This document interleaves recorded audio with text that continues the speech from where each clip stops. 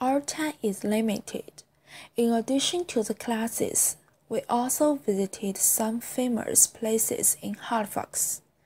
We experienced the excitement of Pride Parade Festival, learned history in Canadian Immigration Museum, felt proud of Halifax Natal Day, overlooked the whole city in Citadel Hill, and enjoyed the scenery of Peggy's Cove. Peggy's Cove, the most beautiful place, is like a fairy tale romance, giving us wonderful and unforgettable memory.